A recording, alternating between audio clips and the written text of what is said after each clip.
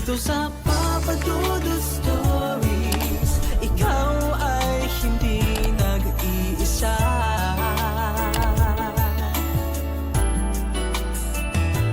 Dito sa Papa Dudu Stories, may nagmamahal sa'yo. Papa Dudu Stories, Papa Dudu Papa Dudu. Sa lahat po ng mga nakatutok ngayon, huwag pong kalimutan mag-like, mag-share at mag-subscribe. Maraming salamat po sa inyong lahat.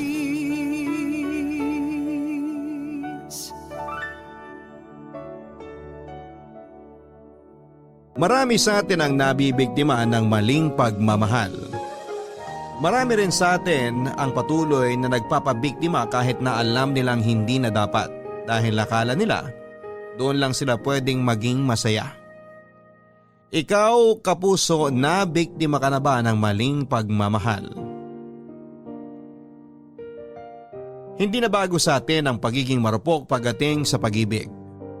Marami sa atin ang ilang beses nang nakatisod ng maling pag-ibig pero patuloy pa rin ang pagbangon para muling habulin ang mali. Matagal bago tayo matauhan at maisip nating mali na ang hinahabol natin. Minsan kailangan pang tumodo ang sakit bago mo pakawalan. Minsan kailangan pang maging grabe ang epekto sa iyo bago mo maintindihan na kailangan mo nang bumitaw. Ang ating kwento ngayong araw ay may kinalaman sa pagiging marupok sa maling pag-ibig. Alam kong minsan sa buhay ninyo naging marupok kayo at piniling magpakasaya kahit maling-mali na talaga. Ang kwentong pinadala sa atin ng bidang si Jessa ang magpapatunay na pagdating sa pag-ibig ay hindi gumagana ng tama ang utak natin. Alamin natin ang kanyang kwento dito lamang sa Barangay Love Stories. Dear Papa Dudut, magandang araw po sa inyong lahat. Ako nga pala si Jessa, ang pinakamarupok at martir sa lahat. Nakailang beses akong umibig sa maling tao dahil kahit naman alam kong mali noon, nagustuhan ko naman ang pakiramdam. 11 years pa nga lang ako noong nagsimula akong makipagrelasyon. Kapitbahay ko lang ang unang naging boyfriend ko. Sa kanya ko unang natikman ang lasa ng halik at mahigpit na yakap. Hindi rin kami nagtagal dahil pinalaya sila sa inuupahan nila dahil nakaaway ng nanay nito ang landlady nila. Hindi na nga siya nagpaalam dahil madaling araw sila noong tumakas. Nalungkot ako ng sobra, Papa Dudut, dahil nawala agad ang first love ko. Nakapag-move on naman ako kaagad makalipas lang ng 3 taon. Yung mga sumunod kong karelasyon, karamihan ay kaklase ko lang sa school. Pinakamatagal na siguro yung 3 buwan. Nakilala nga ako bilang playgirl sa aming batch. Lagi akong laman ng chismis noon dahil masyado raw akong malandi. Ilang beses din akong napaaway dahil sa mga mapanghusgang tao. Hindi naman ako nagpa-apekto at nagpaligaw pa rin ako ng nagpaligaw. Kahit na aware ako dati na gusto lang akong paglaruan ng mga kinakarelasyon ko, ay nagpatuloy pa rin ako. Hindi kasi ako sanay na mag-isa noon, Papa Dudut. Ayoko sa pakiramdam dati na nababakante ako dahil malungkot yon para sa akin. Makalipas ang ilang taon, nagkaroon na rin ako sa wakas ng seryosong karelasyon. Itago na lang natin siya sa pangalang Raul. 40 anyos na si Raul pero hindi naman nahalata yun sa kanyang mukha dahil parang nasa 20 anyos lamang ito. Nakilala ko siya noong inad niya ako sa Facebook. Nagandahan daw siya sa akin at kinilig ako doon. Kaka-break ko lang noon sa isang ex ko noong nakilala ko si Raul. Kaya naman natuwa ako dahil nakatulong siya sa pag-move on ko.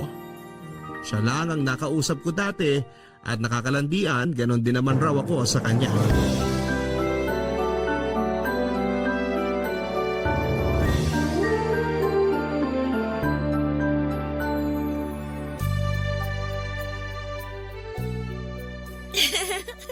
Nakakainis ka naman eh. Masyado mo akong pinapakilig.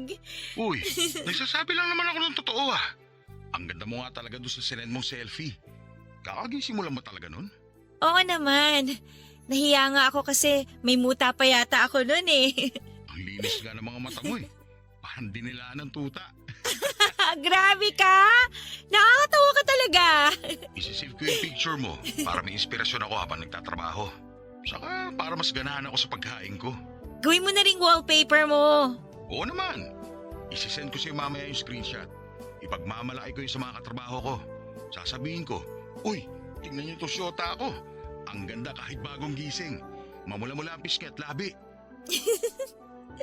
Natural yung pisngi at labi ko ha. Walang filter yan. Naniniwala naman ako sa'yo, mahal. Mahal? Yun ba ang tawagan natin? Oo naman. Ayaw mo ba? Gusto ko nga eh. Teka, baka naman may tinawag ka ng mahal sa mga ex mo ha? Nako, wala. Pangalan lang ang tawag ko sa kanila. Ikaw lang ang namumukod tangi sa lahat. Kakaiba ka kasi. O sige, yan na lang ang tawagan natin. I love you, mahal. I love you rin, mahal. Nakakakilig ka naman. Pag nagkita na tayo, promise ko sa'yo na pakikiligin kita araw-araw. True ba yan? Oo naman. Hindi naman ako manloloko. Hindi rin ako sinungaling. Baka naman paasa ka lang ha? Uy, huwag mo ko igaya sa mga ex mong pinaasa ka lang. Talaga lang ha? Kapag nagkita na tayo, bibilang kita ng bulaklak. Tapos ipapasyal kita lagi sa mall. Kakain tayo lagi sa food court. Tapos bibilang kita ng maraming tsokolate. Gusto ko yan. Uy, pati teddy bear ha? Yung pink o kaya pwede ring red. Kahit kasi laki mo pa yung teddy bear. Basta masahod ko eh. Grabe na-excite na ako makita ka tuloy. Gusto na kitang yakapin tapos lambingin lagi. Dapat kiss mo rin ako ha. Oo naman, maraming mauumay ka. Ako mauumay? Kahit siyang labi mo lang ang ulamin ko, busog na ako eh. Nakakagigil yung kapal ng labi mo. Parang pang-artista. Parang model ng lipstick. Binubola mo na naman ako eh. Hindi nga. Grabe kanina ko pa tinitignan yung picture mo. Gusto ko na nga kagatin ng labi mo eh. Wag! Dudugo! Dahan-dahan lang naman. Teka nga, baka kung saan mapunta yung usapan. Eh ano naman ngayon? Magkarelasyon naman tayo eh. Kahit mapunta pa sa, alam mo na. Huwag kang ganyan. Nakakaramdam tuloy ako ng init. Ako rin eh. Magkita na kaya tayo sa Sabado. Hindi na ako makapaghintay eh. Sure ka? Kasi gusto ko na rin eh. Oo, para makagat ko na ang labi mo. At alam mo na. O sige. Tatakas ako para magkagata na tayo.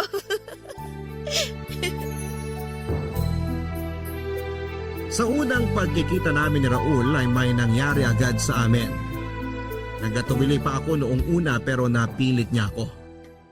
Nag-check-in kami muna doon ay may nangyari sa amin. After na may mangyari sa amin ay sa kanya ako pinasyal sa mall at binilhan ng pagkain. Hindi niya ako nabilhan ng teddy bear dahil na-short daw siya sa budget pero babawi raw siya sa mga next naming pagkikita. Tuwing nagkikita kami noon papadudot madalas puro sa mga mumurahing motel. Hindi na nga ako naipapasyal dati kasi sabi niya mas gusto niya raw yung tahimik at makapagpapahinga lang kami. Nagustuhan ko rin naman yung ganon, yung tipong nagyayakapan lang kami magdamag hanggang makauwi na ako. Never ako naihatid sa bahay dahil sabi niya natatakot daw siya sa mga magulang ko at naiintindihan ko naman yon. Hanggang sa kabilang kanto niya lang ako madalas na inahatid noon. Nakontento ako sa ganong setup at hindi naman kasi ako nagmamadali. Halos 1 taon na rin kaming magkarelasyon at aaminin kong medyo nanawa na ako noon na puro lang kami motel dati. Pinasimplihan ko siya kung pwedeng doon naman kami sa bahay niya. Kung ayaw niya sa bahay namin. Ang dami niyang sinabi noon sa akin na alibay.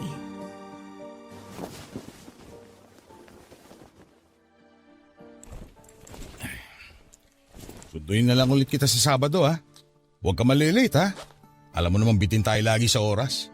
Ang hirap kasi makatakas kina mama eh. Sisenda kita mamaya ng mga pwedeng palusot para maaga ka makaalis ng bahay nyo. Para naman masulit natin yung pagmumutal natin. Alam mo naman 3 oras lang to eh. Ang mahal pa mag-extend ng 1 oras. Mahal, paano kaya kung wag na lang tayong mag-check-in sa motel? Ha? Eh anong gagawin natin? Magtititigan lang hanggang matapos ang araw. Ang ibig kong sabihin, baka naman pwedeng sa bahay nyo na lang tayo magkita. Doon na lang tayo magstay. Ha? Bakit dun? Walang aircon dun. Maaalibadbaran ka lang. Buti pa dito sa motel, libre lang. May cable pa at libreng sabon at shampoo. Makakapag-charge ka pa ng cellphone mo. Sanay naman ako kahit walang aircon eh. Kahit nga walang electric fan, ayos lang ako, no? Lamigin din kasi ako eh. Basta, mas okay na dito. Para sana hindi ka na rin gumastos lagi ng pang-check-in natin. Ipangkain na lang natin kaysa gumastos sa motel. At least sa bahay ninyo, libre. Para hindi na rin tayo laging nagmamadali pag magtatatlong oras na. Hindi pwede sa bahay eh, kasi maraming tao doon. Wala tayong magiging privacy. Saka mga chismosa ang kapitbahay ko. Sanay na ako sa mga chismosa, no? Hindi na nga ako affected dyan. Eh hindi ako sanay na nachichismis eh. Eh ano namang ichichismis nila sa atin magkarelasyon naman tayo, di ba? Normal lang naman na dalhin mo ako sa bahay nyo kasi girlfriend mo nga ako. O ito, may aaminin ako sa'yo. Huwag ka sana magagalit ha. Oo naman, ano ba yun? Eh, hindi pa alam sa bahay na may syota ako. Bakit naman hindi mo sinabi? Kinakahiya mo ba ako? Hindi ah, humahanap lang ako ng tiyempo. Eh di ba nga sinabi ko sa'yo dati na hanggat maaari ayaw muna nilang magkasyota ako kasi nga lagi na lang daw ako sinasaktan ng mga nakakarelasyon ko. Kaya yun, sana maintindihan mo. Ay, kawawa ka naman, mahal. Hayaan mo, hindi naman kita sasaktan. Tsaka hindi ako gagaya sa ibang ex mo, no? Talaga? Oo nga! O sige na nga, kapag ready ka na, tsaka mo na ako dalhin sa bahay ninyo. Ang understanding mo talaga kaya love na love kita eh. Eh ikaw kaya, maging understanding ka kaya sa sasabihin ko sa'yo? Ano yun? Hindi ako 19 years old. Ha? Magsi-17 pa lang ako next month. Ano? Oh, huwag ka magalit, please. Paano hindi ako magagalit? Niloko mo ako. Anak ka ng… Kasi gusto lang talaga kita. Kaya nung sinabi mong 40 years old ka na, natakot ako na baka hindi mo ako patulan kaya sinabi kong 19 na ako. Ano ba naman yan, Jessa? Sorry na, mahal. Malapit na rin naman ako mag-17 eh. Tapos, konting pikit lang, 18 na ako. O diba? Hindi. Hindi to pwede. Maghiwalay na tayo. Ayoko makulong. Minor de edad ka pa lang. Raul, wag. Huwag mo naman akong iwan. Kasalanan mo eh. Niloko mo ako sa edad mo. Nagawa ko lang naman yun kasi mahal kita eh. Please, mahal. Sorry na. Huwag kang alis. Please. Alam mo ba itong ginawa mo, ha? Alam mo bang pwede umakulong sa ginawa mo? Makasarili ka. Paano naman ako? Tapos na to. Tapos na tayo. Raul, wag. Please, wag. Raul, mamamatay ako kapag iniwan mo ako.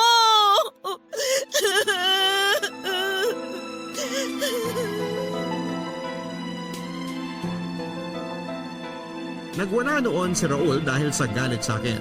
Natakot ako dahil yun ang unang beses na nakita ko siyang nagalit ng ganon. Ilang beses ko siyang sinubok yakapin pero ilang beses niya akong tinulak papalayo sa kanya na para bang diring-diri ito. Naintindihan ko naman siya at malaki talaga ang pagkakamali ko sa kanya. Nakiusap ako at lumuhod pa ako sa harapan niya para hindi niya ako iwanan. Nakapag-desisyon na siya noon na hiwalayan na ako pero napigil ko siya noong inoffer ko ang katawan ko. Muling may nangyari sa amin kapalit ng hindi niya pagalis.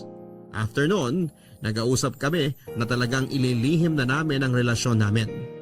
Pumayag naman ako dahil sa takot na mawala siya noon sa buhay ko. Pinagbutihan pa namin ang paglilihim ng relasyon namin. Natakot na ng sobra si Raul at kinakailangan niya mag-ingat dahil kapag nahuli kami, marahil ay kulong ito. Lahat ng utos nito sinusunod ko, wag lang siyang mawala sa akin. Naramdaman ko na nagbago na ito at medyo nanlamig. Naintindihan ko naman siya kung bakit. Kaya naman lahat ginawa ko. Bumalik lang ang dating sigla ng relasyon namin. Barangay Love Stories. Barangay Love Stories. Ang mga Kapuso shows mapapanood at mapapakinggan din abroad via GMA Pinoy TV, GMA Live TV, at GMA News TV channels. Para mag-subscribe, visit www.gmapinoytv.com. Follow us at GMA Pinoy TV on Facebook, Twitter, Instagram, YouTube, Viber, and TikTok for the latest updates on Kapuso programs, artists, events, promos, and more. Salamat, Kapuso! Barangay Love Stories. Barangay Love Stories.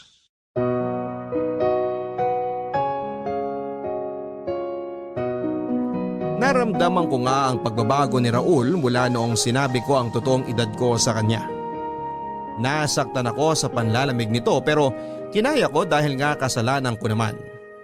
Naging bihira na rin ang pagkikita namin at madalas na hindi na nga natatapos ang 3 oras namin sa motel. Hindi na mahigpit ang mga yakap niya noon. Pati ang mga halik ay mababaw na rin. Hindi na ito masyadong nagchat-chat sa akin noon at saka lang magpaparamdam kapag gusto niyang magsiping kaming dalawa. Tiniis ko ang lahat ng yon sa takot na iwanan niya ako. Naging clingy ako dahil sa panlalamig nito, Papa Dudut. Pero mas lalo nga itong nairita sa akin dahil sa ginagawa ko sa kanya. Na-inlove na ako sa kanya ng todo, yun ang unang beses na talagang na-inlove ako ng totoo. Hindi ko na-handle ng maayos yung nararamdaman ko kaya ang labas ay nasakal siya sa sobrang pagmamahal ko. Dahil doon ay mas lalo tuloy na bawasan ang mga pagkikita at pakikipag-usap nito sa akin. In-unfriend na nga rin niya ako sa Facebook at sinabi niyang mag-text na lang daw kami dahil delikado sa Facebook. Sinunod ko naman yon, lahat ng gusto niya, sinunod ko. Baka sa susunod na buwan na tayo magkita ha? Bakit? Busy sa trabaho. Basta lagi mo akong i-update ha. Ite-text na lang kita kapag magkikita na tayo. So habang wala ka, hindi tayo magkakausap kahit sa text lang? Oo, para safe. Mamaya pakialaman pa ng magulang mo yung cellphone mo. Mabisto pa tayo. Mahirap na. Okay. Oh, nagtatampo ka? Hindi. Alam ko na yung ganyan mo eh. Kasi naman napapansin ko sa'yo tsaka ka lang magte-text sa akin kapag gusto mong mag-ano tayo. Tapos halos 1 oras lang tayo dito sa motel. Wala na yung dating yakap, yung halik, nood ng TV. Lagi ka nagmamadaling umalis. Alam mo naman yung sitwasyon natin, di ba? Oo, alam ko. Pero sana naman huwag ka man lamig sa akin. Huwag mong iparamdam na sex lang ang habol mo. Uy, hindi totoo yan. Mahal pa rin naman kita. Gusto ko lang talaga mag-ingat. Okay. Tara na nga, baka mahuli pa tayo. Nakakahiya naman sa'yo. Teka nga, huwag ka na magtampo. Ha? Sorry na. Babawi ako sa next. Lagi ka namang ganyan Napaka-arte mo, alam mo ba yun? Ang hirap mo suyuin. Napakaisip bata mo. Sa bagay, bata ka pa talaga. Minsan ka na nga lang manuyo, ganyan ka pa? Ayoko na. Bahala ka sa buhay mo. Nakakasawa ka na. Maghiwalay na tayo. Wag! Sorry na. Sige, okay na ako. Okay na. Ayoko na talaga, Jessa. Nakakapikon ka na eh.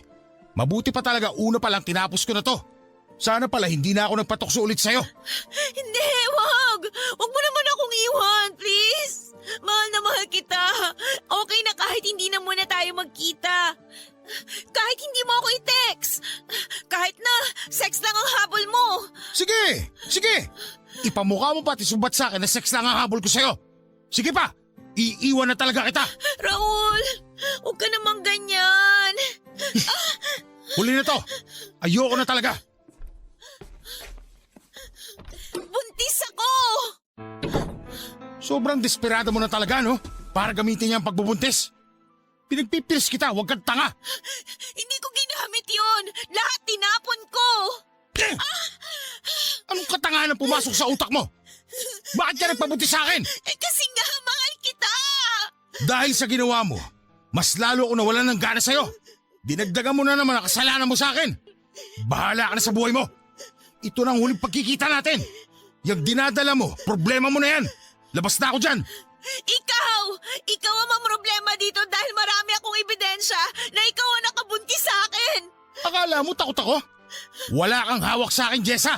Lahat ng usapan natin sa Facebook hanggang sa mga pictures mo at pictures natin na nakahubad, nakatago sa akin sa bahay. Gagamitin ko yung laban sa'yo kung hindi mo ako paninindigan. Anong ginawa mo, Jessa? Babaliw ka na. Gusto mo talaga sirain ang buhay ko? Hindi naman masisira ang buhay mo kung itutuloy natin to eh. Itanan mo ako. Malayo sa pamilya ko. Walang makakaalam kung sino ako pag nasa inyo na ako. Hindi nila malalaman yung edad ko. Sige na, magsama na tayo. Jessa! Jessa! Ano ba itong pinasok ko? Raul, huwag mong gawin yan. Huwag mo iuntog yung ulo mo sa dingding. Yun lang naman kasi ang paraan para hindi ka makulong eh. At para maging masaya na tayong dalawa. Magiging pamilya na tayo.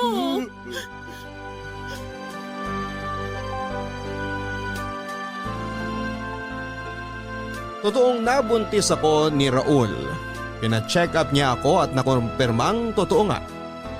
Bala ko sana noon na ipaalam sa kanya sa next naming monthsary pero dahil tinakot na ako nitong iwan niya, nasabi ko tuloy ng mas maaga.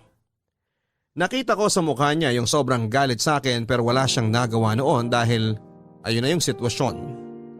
Natakot naman itong makulong kapag iniwan ako lalo't marami na akong alam na detalye sa kanya maliban na lang syempre kung saan siya nakatira. Pinagplanuhan namin ang mga susunod naming gagawin. Madaling araw nang tumakas ako sa bahay namin para itanan ni Raul. Isang bag lang ang dala ko noon at konting ipon noong nag-aaral pa ako. Sumakay kami noon sa bus papunta ng Pampanga. Na-excite ako dahil sa wakas ay hindi na kami magkakahiwalay pa. Napansin kong mas lalong nanlamig si Raul sa akin pero sinabi ko sa sarili ko na mawawala rin yon lalo kapag nagsama na kami. At pinakita ko na sa kanya ang pagmamahal ko. Nang nakarating na kami sa Pampanga, sinalubong kami ng nanay niya. May edad na ang nanay nito, 65 years old na. Napakabait ng mukha at halatang maunawain ang nanay niya at nagulat ito nang ipinakilala ko pero hindi na ito nagsalita ng kung ano pa. Nasiyahan ako sa ilang araw na nagstay ako sa bahay nilang mag-ina. Nagkasundo kami kaagad ng nanay niya at tinulungan ko siya sa mga gawaing bahay. Madalas ay wala noon si Raul dahil nga malayo ang trabaho niya sa bahay kaya tuwing Biyernes hanggang Lunes lamang ito ng umaga kung nasa bahay. Sinulit ko na lamang ang mga araw na magkasama kami at inalagaan ko siya. Naramdaman kong galit pa rin ito sa akin at nakita kong problemado siya sa kalagayan ko. Hindi ko na lang pinansin ang lahat ng yon dahil sobrang masaya ako na mag-asawa na kaming dalawa. Jessa! Jessa! Bumangon ka muna dyan. Ha? Umaga na ba? Sandali, ihahanda ko yung pagkain mo. Alauna pa lang na madaling araw. Oh, bakit mo ako ginigising? Halika sa labas. Ipapakilala ako sa'yo. Sino ba yun? Siya na ba yon? Ito na nga siya. Bata pa nga talaga. Jessica mo ang pangalan? Oo. Ilang taon ka na? 17 po. Ilang buwan na yung pinagbubuntis mo? Magtatatlong buwan na po. Parang aliit masyado ng tiyan mo. Sigurado ka bang buntis to, Raul? Oo nga. Andyan lahat yung records niya nung nagpa-check up. Kasama pa ako. Hey, may dagdag na namang papakainin dito sa bahay. Hindi naman masyado matakaw yan. Parang ibon lang kung kumain. Pag lumaki pa yung tiyan niya, siguradong dodoble ang pagkain yan. Mas lalo kapag nagpapadede na yan. Kailangan marami ang kainin. Paano mo alam yan hindi ka pa naman nanay? Ayaw mo nga maging nanay eh. Wala kang pakialam sa matris ko. Tumutulong naman ba yan dito sa bahay? Oo naman. Hindi ba, Jessa? Opo. Masipag po ako. Lagi ko pong tinutulungan si nanay kapag naglalaba. Di lang dapat paglalaba, pati paglilinis ng lahat-lahat dito sa bahay. Ayoko nang madumi. Opo, kasama na rin po yun. Paano yan, Raul? Kapag lumaki na ang tiyan yan, mahihirapan na yung magtrabaho dito sa bahay. Baka dagdag pasanin pa yan kay nanay, ha? Alam mo namang nirarayuman na yung matanda. Hindi yan. Maganda ng galaw ng galaw itong si Jessa para hindi siya mahirapan manganak. Exercise na lang niya yung paglilinis dito. Opo, yun nga rin po ang sinabi ni nanay sa akin para mapadali daw po ang panganganak ko. Baka naman maselan ka magbuntis, ha? Ayoko ng ganon. Nakita mo naman tong bahay namin, maliit lang. Wala kaming maiaabot sa'yo na luho mo. Lalo na yung pinaglilihian mo. Magtimpi ka sa mga pinaglilihian mo, ha? Hindi pa naman po ako naglilihi. Kapag naglihi ka na, ang sabi ko. Opo, wala naman po kayong problema sa akin doon. Ate... Ate Myra na lang ang itawag mo sa akin. O siya, matulog na tayong lahat at maaga pa ako mamaya. Jessa, Ano yun, mahal? doon ka kay nanay tumabi ngayon hanggang sa mga susunod na gabi.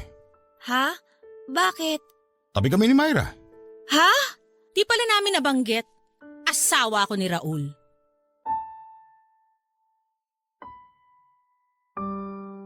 Nanlamig ako nang narinig ko na sinabi ni Ate Myra na siya ang asawa ni Raul. Hindi ako makapaniwala noon. Humingi pa ako ng paliwanag noon kay Raul pero sinabi niya na saka na lang niya sasabihin ang lahat. Wala akong nagawa noon kundi ang matulog sa tabi ni nanay.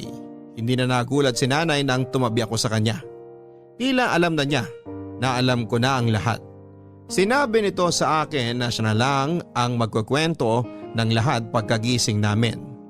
Hindi ako nakatulog noon dahil sa mga nalaman ko.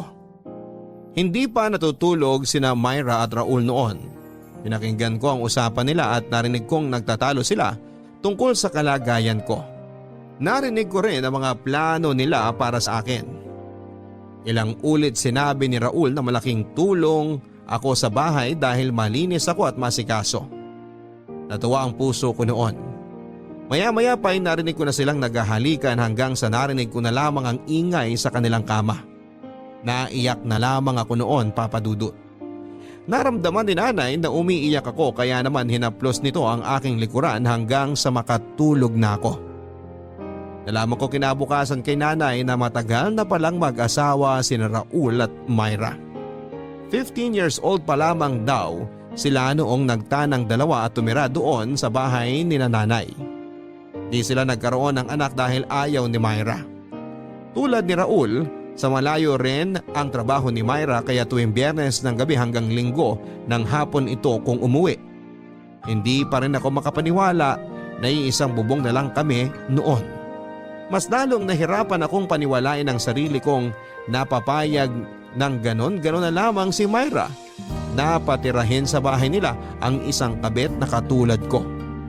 Naisip kong may iba silang plano sa akin at nagkatotoo nga ang iniisip kong yon. Naging katulong ako sa bahay ni Raul. Naging utusan lagi ni Myra tuwing andun siya sa bahay. Pinaglalaba ako nito noon ng mga panty niya at nagagalit siya kapag kumukupas ang kulay ng mga yon dahil sa paglalagay ko daw ng bleach. Kahit kasi yung panty niya na may tagos ng dalaw niya, ako ang naglalaba noon at masyadong kapit ang dugo kaya naman kinakailangan ko yung i-bleach. Ganon din si Raul, Papa Dudut. Pinaglilinis niya ako ng sapatos niyang nakatapak ng dumi ng mga asong kalye o di naman kaya tagamasahin niya ako. Lahat ng gawaing bahay, mabigat man o magaan, ako ang pinagtatrabaho nila. Kapag hindi nakatingin si Raul at Myra, tinutulungan ako ni nanay. Pinagbawalan na nga nilang magtrabaho pa si nanay dahil matanda na ito, kaya ako na ang pinaaako nila sa mga gawaing bahay. Papadudot, nahirapan na ako sa sitwasyon ko. Sobrang bigat sa dibdib, Papadudot. Na yung pangarap mong ituring kang asawa tinuring kang kasambahay. Saka lang ako sinisipingan at tinatabihan noon ni Raul kapag wala si Myra. At gusto niyang madaliin ang lahat. Ginawa ako nitong parausan lamang. Hindi ko naramdaman yung pagmamahal na pinangako niya noon. Mula noong tumira ako sa kanila, tingin na lang niya sa akin ay basahan at utusan. Pag napadugo mo yung kuko ko sa paa, Jessa, humanda ka sa akin, babasagin ko yung panga mo. Opo, Ate Myra. Naligo ka na ba? Hindi pa po eh. Pagkatapos ko na lang pong linisan tong kuko ninyo. Ang baho mo! Sobrang asim ng amoy mo! Hindi pa po kasi ako nakaligo kagad kanina. Kasi po inutusan niyo ako maglaba ng bedsheet niyo. O parang nagrereklamo ka? Ay, hindi naman po ate. Kung nagrereklamo ka na, mabuti pa umalis ka na dito para mabawasan yung pinapakain namin ng asawa ko. Hindi po ako nagrereklamo. Sinasabi ko lang po yung ginawa ko kaya po hindi po ako nakaligo. Sorry po. Sa amoy mong yan? Ewan ko talaga kung bakit ka natiis ikama ng asawa ko. Hindi naman po ako bahuin. Ngayon lang po talaga dahil nababad po ako sa pawis. Wag mo na akong rasunan. Mabaho ka talaga. Saka tingnan mo nga yung itsura mo. Ang bata-bata mo pa pero mukha ka ng 40. Pasensya na po talaga. Akala ko naman kung napakaganda mo nung sinabi sa akin ng asawa ko na nabuntis ka niya. Sobrang bilasa mo, di pa man din nakakalabas yung bata sa tiyan mo. Paano pa kaya kapag nanganak ka na? Ano pong kulay ang gusto niyo sa kuko niyo? Yang itim, kasing itim mo. Joke. Ayos lang po. Nangitim lang ako kasi nababad po ako sa araw nitong mga nakaraan. Bawat sabihin ko talaga may sagot ka, no? Kasi po pag hindi ako umimik, mas lalo po kayo nagagalit eh. Kahit anong gawin mo, mararamdaman mo lagi ang galit ko. Sa kakirihan mong babae ka, ayan, nabuntis ka tuloy.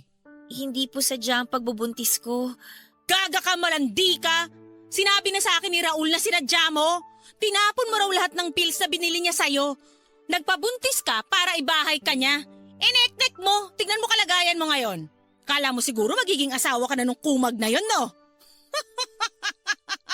Di ka nag-iisip, gaga. Puro init lang ng katawan ng pinapairal yung mga kabataan. Tanggalin ko lang po tong ingrown nyo ha. Huwag po kayo magalaw. Ano na mangyayari sa'yo ngayon pagkatapos mo manganak? Aasa ka ng sustento kay Raul? Boba ka talaga? Maintenance nga ng nanay niya hindi niya maibigay-bigay? Ikaw pa kayang sampid lang? Sabi ko po kasi huwag kayong magalaw eh. Animal kang babae ka? Sinabi ko na mag-ingat eh! Ayan, dumugo na! Buisit kang babae ka! Di ka na talaga makagawa ng tama! Aray, sorry po. Teka po, ayusin ko ate. Maayos mo pa ba yan? Tonta ka talaga? Ano yan? Matatanggal mo yung sugat? Ano ka? Faith healer? So sorry po talaga. Kukuha lang po ako ng... Aray! Aray ko. Dali mo kumuha ng alcohol doon! Gigigil ako sa'yo eh! Leche kang kabit ka! Leche!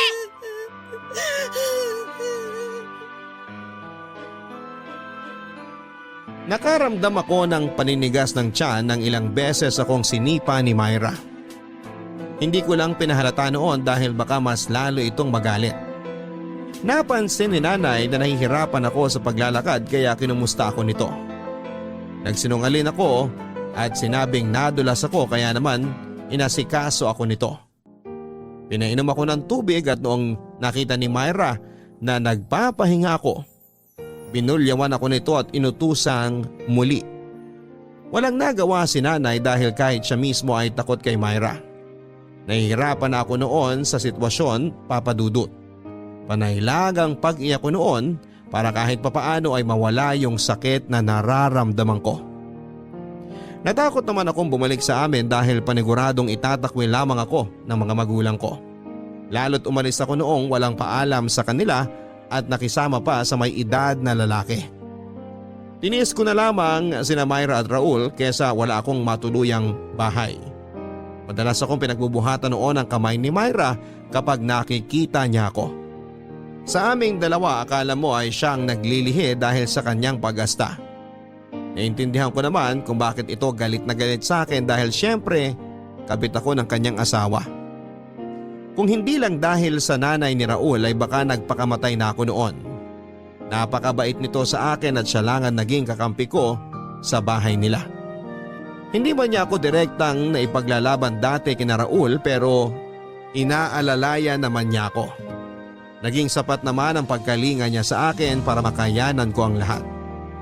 Nagpasalamat ako sa kanya at sinabing sana hindi siya magsawa na gabayan at tulungan niya ako. Kahit si nanay noon, wala namang magawa sa trato ng anak niya sa akin kaya sinabi niya na ipagdadasal na lang niya na makayanan ko ang lahat lalo na ang magiging anak ko. Jessa, alam ko gising ka pa. Alam kong umiiyak ka. Hindi po, Nay. Harapin mo nga akong bata ka. Ayos lang po ako, Nay. Nasamid lang po ako. Ayoko ng sinungaling, alam mo yan. May masakit ba sa'yo? Wala po. Ang tiyan mo. Baka naman may problema na naman sa tiyan mo at hindi mo na naman sinasabi sa akin. Wala po. Nasamid lang po talaga ako. Ang sinasamid, inuubo, hindi humihikbe. Magsabi ka sa akin ng totoo. Ay, sige lang. Iiyak mo lang habang wala yung mag-asawa. Makakagaan yan sa dibdib mo. Nahihirapan na po ako, Nanay. Alam ko. Hindi ko na po alam ang gagawin ko. Hindi ko na po alam kung saan ako lulugar. Kasi bawat sulok dito sa bahay, alam kong mali ako. Kung bakit naman kasi? Ay, kaya mo pa ba? Hindi ko po alam. May pera akong konti dyan. Pwede kitang ihatid sa terminal para makauwi ka na. Ayoko po, Nay. Kesa naman nandito ka at pinapahirapan ng mag-asawang yun. Alam mo namang wala akong magawa at tulad mo ipalamunin din ako dito. Hindi kita makampihan. Hindi ko sila masaway dahil tsak gulo na naman kung sakali. Naiintindihan ko naman po yung kalagayan nyo. Nay, hindi po kasi ako talaga pwedeng umuwi sa amin kasi pag nalaman nila yung totoo, baka hindi rin po nila ako tanggapin eh. Wala naman po akong matatakbuhang ibang tao. Paano ba to? Kung ako lang ang masusunod, ayaw kitang nandito dahil alam kong papahirapan ka lang dito. Yun lang eh, andito ka na. Ayaw mo namang umalis. Anong gusto mo mangyari? Magtitiis pa po ako. Baka kasi mag-iba yung trato nila sa akin pag tumagal. Baka mahalin din po nila, tanggapin nila ako. Mahalin at tanggapin? Malabo yan. Alam mo namang merong Myra. Mag-asawa sila ni Raul. Alam mo namang kung anong posisyon mo dito sa bahay. Baka kasi po, mahalin ako ulit ni Raul tulad po ng dati. Madadagdagan na naman tong sakit na nararamdaman mo sa sasabihin ko, Jessa, anak. Anak ko si Raul at ramdam ko siya. Alam kong ginamit ka lang niya para sa pangangailangan ng katawan niya, pero hindi ka niya mahal. Mahal po niya ako. Naramdaman ko naman po yun dati nung magkasama kami. Kailangan niyang iparamdam sa'yo na mahal ka niya para pumayag kang sipingan siya. Hindi po. Totoo po yung naramdaman niyang pagmamahal sa akin dati. Ganito na lang. Kung mahal ka niya, ikaw dapat ang pinili niya. Ikaw dapat ang nandito, wala si Myra. Ikaw dapat ang inaalagaan, hindi ikaw yung nag-aalaga. Tandaan mo yan. Pero Nay, Wala na akong pwedeng ibang sabihin sa'yo. Ikaw na lang din ang kusang makakaalam niyan kapag natauhan ka na. Ihintayin ko yun. Alam kong matigas pa ang ulo mo dahil mahal mo pa ang anak ko. Pero pasasan ba't matatauhan ka rin?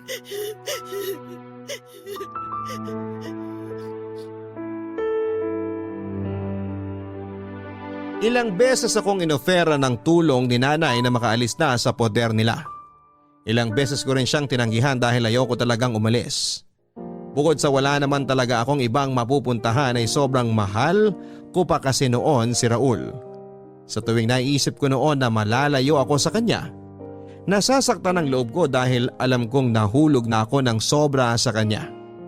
Kahit mali na ang pagtrato niya sa akin.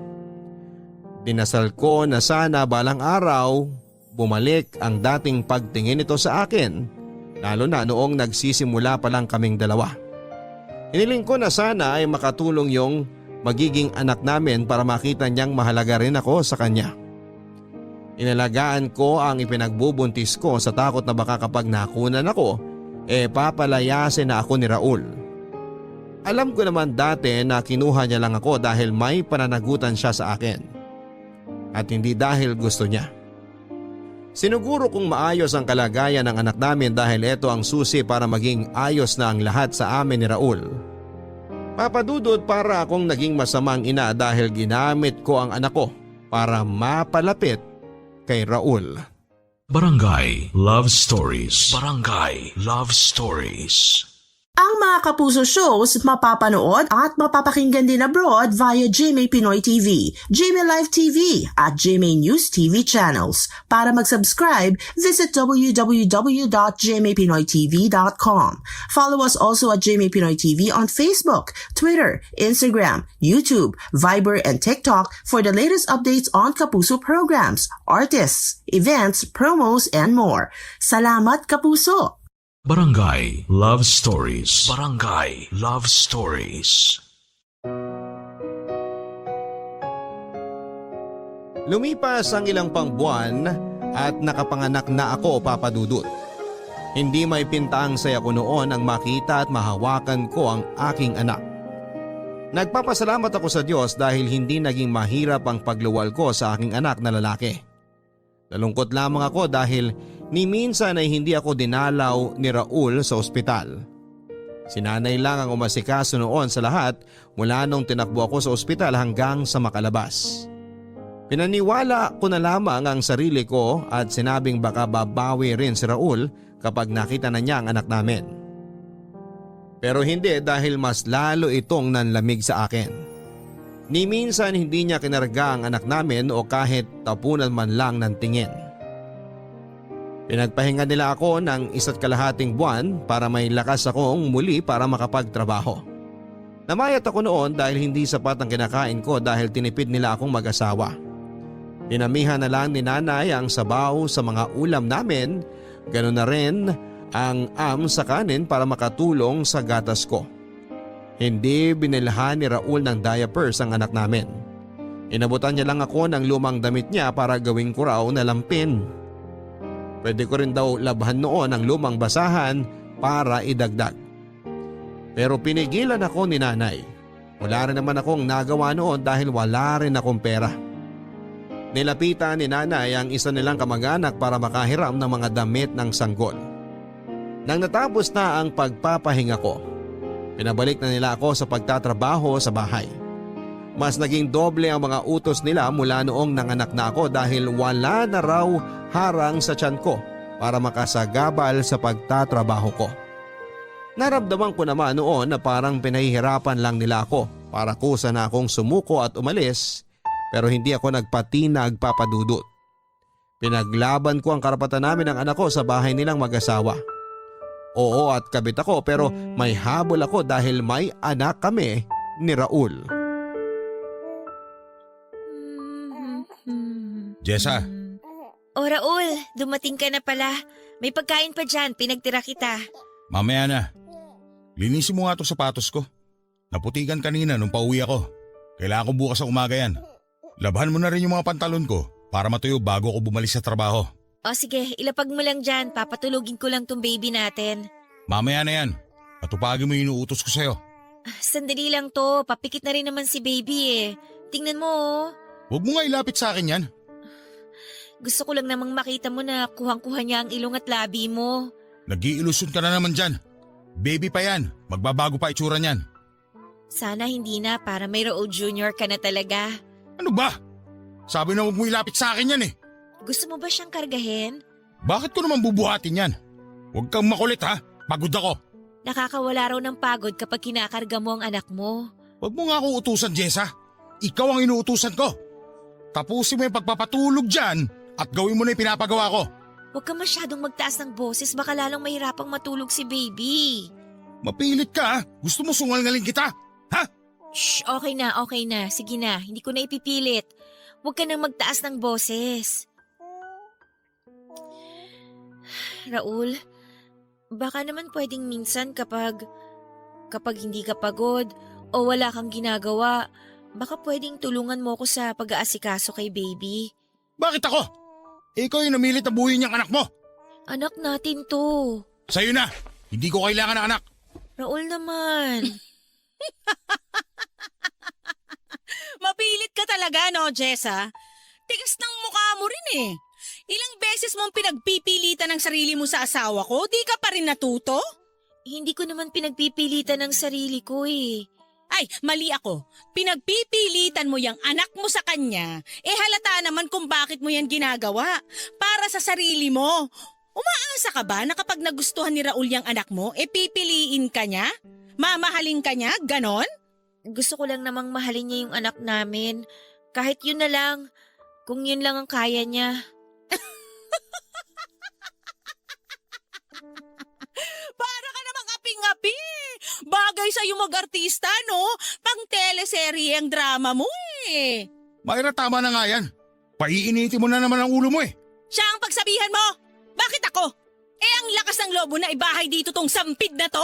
Tapos nagre-reklamo ka kapag kumukuda ako? Hoy, ikaw, Jessa! Huwag kang ambisyosa! Kung mag-aambisyon ka, ilugar mo! Walang lugar yan dito sa bahay! Papangarapin mo pang sulutin tong asawa ko, halata namang di ka gusto?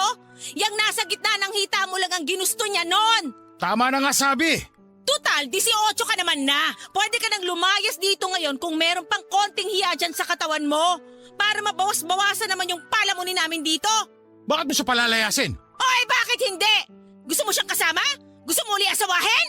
Kung palalayasin mo yan, sino maglilinis at mag-aasikaso dito sa bahay? Naisip mo ba yon? Ha? Pagganahin mo nga rin yung utak mo, Myra. Isa ka pa eh. Pareho kayo bobo nito si Jessa.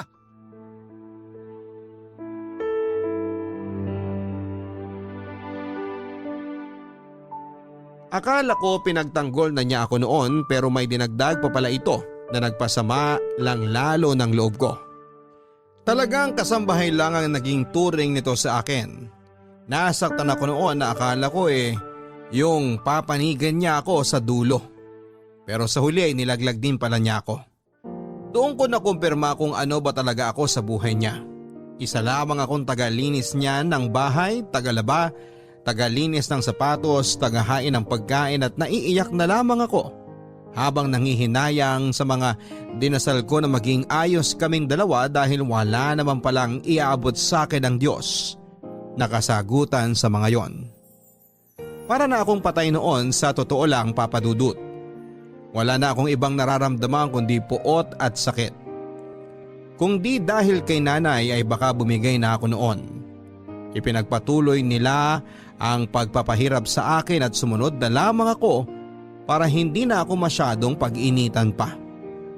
Nanghihina na ang katawan ko, Papa Dudut, at tuwing humaharap ako sa salamin ay hindi ko na nakikita ang dati kong magandang mukha. Nagmukha na akong kalansay na madalas ay nagkakasakit dahil kulang sa nutrisyon. Pinagmasdan ko ang aking anak at konti na lang at magagaya na siya sa akin dahil sa kapayatan. Naiyak na lamang ako dahil wala akong maibigay na magandang buhay sa anak ko. Ni minsan ay hindi ako inabutan ni Raul ng pambili ng kahit na vitamins man lang sa anak ko. Nagkasya ako sa paunti-unting inaabot ni nanay na pera sa akin para makabuo at makabili ng mumurahin na gamot para sa amin. Nakakuha naman ako ng mga gamot at vitamins pero yung malapit nang ma-expire. Pero kinukuha ko pa rin dahil mura dahil yun lang ang kinakaya ng aming mga bulsa.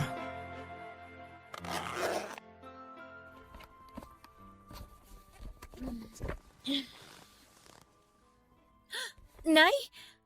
Ano pong ginagawa niyo sa mga damit ko? Iniimpake ko. Aalis ka na dito. Po? Gumayak ka na dyan. Tulungan mo na ako. Nay, hindi ko po maintindihan ang... Aalis ka na dito. Ibabalik na kita sa inyo. Huwag ka na dito. Nay, alam niyo naman pong wala akong ibang mapupuntahan. Nay, ano ba? Itigil niyo na po yan. Hindi! Aalis ka dito. Sasamahan kita hanggang sa inyo. Ako ang magpapaliwanag sa magulang mo. Nay, ayoko! Please po, dito na lang po ako. Kaya ko pa naman po eh. Huwag niyo na po akong alalahanin. Nasasanay na rin po ako, Nay. Ako naman ang hindi masasanay sa nangyayaring kademonyohan dito sa bahay. Mula ngayon, ako na ang masusunod. Kaya mag-ayos-ayos ka na dyan habang wala sila. Itatakas na kita. Nakahiram na ako ng pera at... Jessa! Anong ginagawa mo? Ibabalik ko po sa cabinet itong mga damit ko. Hindi po ako aalis, Nay. Dito lang po ako. Dito lang kami ni Baby. Ito na ang bagong pamilya ko. Kayo na po ang pamilya ko. Ano ka ba namang bata ka? Hindi ka na ba talaga marunong makinig, ha? Hinihintay kitang matauhan pero wala. Hanggat hindi ka nakakalabas sa bahay na to, hindi mangyayari yon. Huwag ka na matigas ang ulo, Jessa. Hayaan niyo na lang po kasi ako, Nay. Okay naman po ako dito eh. Andiyan naman kayo para kahit papano gumagaan ang lahat. Wala nang igagaan pa ang sitwasyon mo. Kumising ka nga. Ano bang pinakain sa'yo ng anak ko at ganyan ka kung umasa sa kanya? Mahal ko po siya, Nay. Mahal ko siya. Kaya hayaan niyo na lang po akong dumiskarte para maibalik ko sa akin si Raul. Walang maipabalik sa'yo kasi hindi naman siya sa'yo. Pwede po siya maging akin kasi may anak na po kami eh. May apo po kayo. Ayaw niyo po ba ng buo tayo? Pwede niyo naman po akong isali na parte ng pamilya niyo eh, di ba, Nay? Jessa! Jessa! Ano ba naman to, anak? Matauhan ka na! Ako na yung nahihirapan sa'yo. Huwag kang masyado magpakalunod dyan sa nararamdaman mo kasi walang magandang pagdadalhan sa'yo yan. Maniwala ka! Maniwala ka sa akin bilang pangalawa mong ina! Akin na yung mga damit na hawak mo.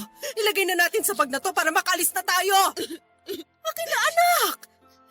Makinig ka sa nanay. Hindi! Makinig kayo sa akin! Kayo ang makinig, Nay! Jessa, pakiusap. Iabot mo na ang mga hawak mo sa akin. Bago magliwanag, kailangan nakaalis na tayo dito. Pakiusap, anak! Ayoko! Hindi ako aalis! Hindi ko iiwan si Raul! Jessa! Hindi, Nay! Bakit ba ang tigas ng ulo mo? Bakit ba sobrang makasarili ka? Oo, nahihirapan ka. Nakikita ko yon. Kitang-kita ko yon. Pero sobrang makasarili mo na rin, Jessa. At hindi mo inisip ang kalagayan ng anak mo. Tignan mo! Tignan mo ang anak mo! Hindi ka ba nasasaktan na halos basahan na lang ang suot ng anak mo? Hindi ka ba nasasaktan tuwing nahahawakan mo na yung mga buto niya dahil sa sobrang kapayatan niya? Hindi ka ba nasasaktan na wala kang maibigay na malinis na tubig sa kanya? Sumagot ka! Kung ikaw nakakayanan mo ang hirap, huwag mong isipin na ganun din ang anak mo. Hindi man nakakapagsalita yan pero hirap na rin ang katawan niya. Magpasalamat ka at hindi ka niya katulad na kaya magsabi kung nahihirapan na. Nay! Kung hindi mo kayang matauhan para sa sarili mo, matauhan ka na lang sana para sa anak mo. Huwag mong hayaang lumaki sa ganitong klaseng buhay ang apo ko. Huwag mo siyang idamay sa buhay na pinili mo. Hindi pa huli ang lahat para maging maayos ang kalagayan ng anak mo. Piliin mo ang tama, Jessa. Huwag yang puro nararamdaman mo na lang. Pakiusap! Piliin mo ang tama para sa anak mo kahit minsan lang parang awa mo na. Ako na ang nagmamakaawa sa'yo. Maawa ka sa anak mo!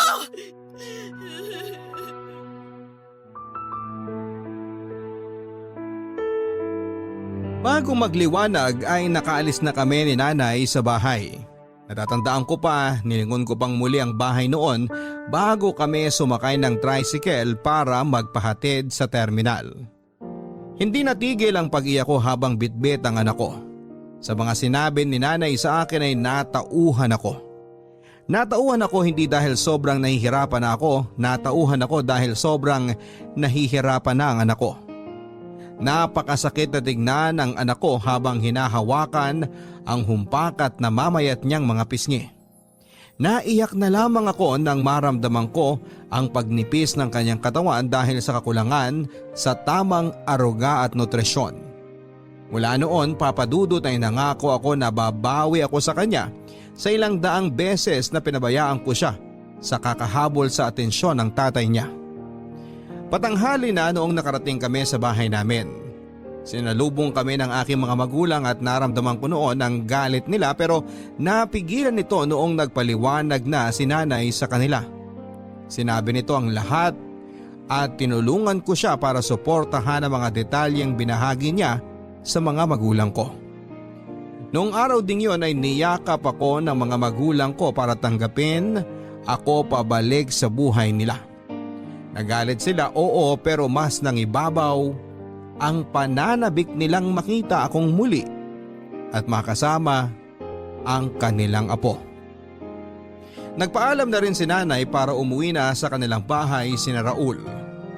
Nag-alala ako na baka pag-initan siya pero sinabi niyang kaya na raw niya ang sarili niya. Kung sakali man daw nakagalitan siya noon, nang mag-asawang yon ay haharapin daw niya at ipamumukha sa kanila kung sino ang totoong batas sa kanilang bahay. Tulad ko ay natauhan na rin si nanay. Hindi na ito pumayag na sumunod-sumunod na lamang sa mga maling gusto ng mag-asawang sina Raul at Myra. Ilang taon na ang lumipas, Papa Dudut, at ngayon ay maayos na kami ng anak ko. Hindi ko na muling pinakita ang anak ko kay Raul. Hindi na rin naman ito naghabol pa at nagpapasalamat ako na tuluyan na siyang nawala sa buhay namin. Nag-focus ako sa buhay namin mag-ina at hindi muna naghanap ng karelasyon dahil sa trauma na naranasan ko kay Raul.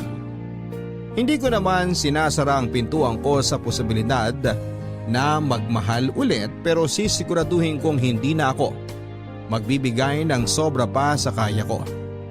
Maraming salamat po sa pagbasa ng aking liham. Ako ang inyong kabarangay forever, Jessa. Hindi madaling limutin at talikuran ng isang pag-ibig na akala mo ay yun na. Gagawa ka ng paraan para kayo ang magkatuluyan. Gagawa ka ng paraan para hanggang dulo ay kayo na.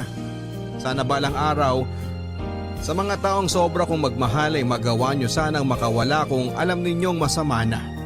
Kung alam ninyong nasisira na kayo at huwag nyo na sanang hintayin na lumubog pa kayo lalo. Sana balang araw ay magkaroon kayo ng lakas para lisanin ang pag-ibig na alam ninyong hindi dapat para sa inyo. Yung pag-ibig na alam ninyong nagiging lason sa pagkatao ninyo. Ito po ang mga kwento ng pag-ibig, buhay at pag-asa sa Barangay Love Stories number 1. Ang buhay ay maiwaga, laging may lungkot at saya. Sa Papa Dudut Stories, laging may karamay ka. Mga problemang kaibigan, dito ay pakikinggan ka. Sa Papa Dudut Stories, kami ay iyong kasama. Dito sa Papa Dudut Stories, ikaw ay hindi nag-iisa.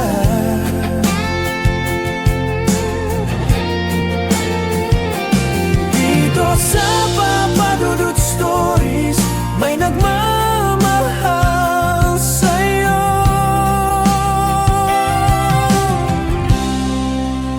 Papa Dudut Stories, Papa Dudut Stories, Papa Dudut Stories.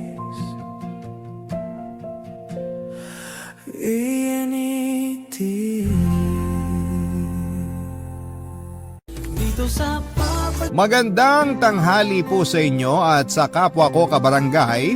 Tawagin niyo na lamang po ako sa pangalang Albert. 27 years old, taga Rizal at avid listener niyo po ako at madalas kong pakinggan ang Barangay Love Stories through podcast at na-inspire po ako sa mga kwento ng ating mga kabarangay. Kaya naman naisipan ko na gusto ko rin pong magbahagi. Pero bago tayo dumako doon ay gusto ko muna kayong bigyan ng kaunting impormasyon tungkol sa akin. Dati po akong volunteer teacher sa isang special education school sa bayan namin. Pero sa kasalukuyan ay ako na po ang tumatao sa family business namin. Papa Dudut, hindi ko na po idedetalye ang tungkol sa pamilyang kinalakhan ko dahil ang gusto ko pong ikwento ay kung paano ako napunta sa sitwasyong hindi ko na alam kung paano alisan. Tawagin niyo na po akong makasalanan. Pero dad, at mahilig ako noon sa ganung babae. Kaya agad akong nagtapat ng feelings sa kanya. Kaso hanggang sa pagkakaibigan lang ang tingin niya sa akin.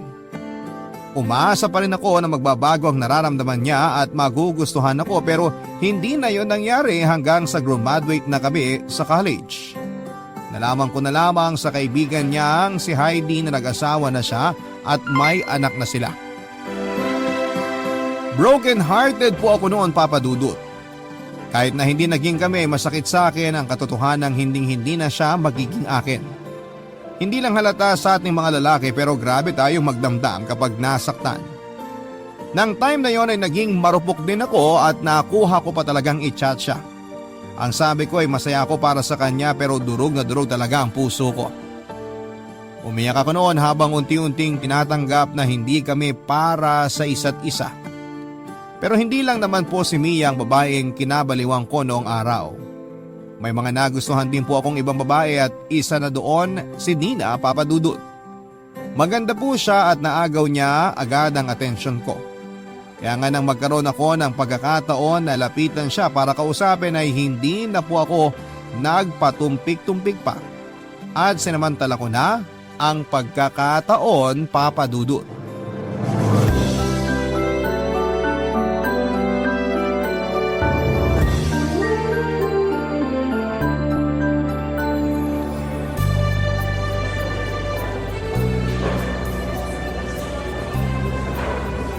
Hi, miss. Pwede ba kitang tabihan? May kasama ka ba o… Wala. Sige, pwede kang umupo. Ako nga pala si Albert. Ikaw, anong pangalan mo? Dina. Bagay na bagay sa'yo. Kasing ganda mo. Wow ha? Ngayon lang tayo nagkita pero bumabanat ka na ng ganyan. Hindi yun banat. Nagsasabi lang ako ng totoo. Maganda ka talaga. At kahit sinong lalaki sa paligid mo, mapapalingon talaga sa'yo. Sandali. May boyfriend ka na ba? Mamaya may lumapit dito tapos suntukin na lang ako bigla Sira, walang lalapit kasi wala akong boyfriend. Sa ganda mong yan, maniwala ako sa'yo. Kung ayaw mong maniwala, di wag mo. Ikaw ba? Baka may jowa ka na ha? Alam mo, sakto kasi wala akong girlfriend. Seryoso? Wala ka bang nililigawan o kahit crush man lang? Meron akong niligawan pero binasted lang ako eh. Saklap naman. Oo, hindi na yata ako magkaka-girlfriend. Ewan ko ba? Ginawa ko naman lahat. Huwag kang magsalita ng ganyan. Baka hindi lang talaga kayo para sa isa't isa. Alam mo, may nabasa ako. Sabi doon, kapag hindi kayo nagkatuluyan ng taong gusto mo, ibig sabihin may ibang nakalaan para sa'yo. Kaya dapat hindi ka manghinayang. Feeling ko, nakita ko na yung tao na gusto ko. At katabi ko na siya ngayon, Dina. Dahan-dahan lang. Bigla-bigla ka kasi nagsasabi ng kung ano-ano dyan eh. Wala akong sinasabing kung ano-ano. Totoo yun. Alam mo, ilang araw na rin akong tsumitsyempo kung paano ka makakausap ng tayong dalawa lang. Swerte ko ngayong araw, nasolo kita. Hanga rin ako sa'yo kasi ang tapang mo. Yung ibang lalaki dyan, malamang natorpe na. Sila yun. Ibahin mo ako. Kapag may nagugustuhan akong babae, hindi ko na pinatatagal. Sinasabi ko na kaagad. Kung ganon, gusto mo ko. Seryoso ka talaga dyan? Walang halong keme yan ha? Tung mukhang to, nagbibiro. Pero maniwala ka. Gusto talaga kita. Hindi kita pipiliting magustuhan ako pero sana bigyan mo ako ng chance na makilala natin isa't isa. Sabi mo, single ka. Single rin ako. Walang magagalit. Ano kasi Albert. Hindi mo kailangan mag-decide ngayon. Bukas, magkita tayo rito. Tapos sabihin mo sa akin ang sagot mo.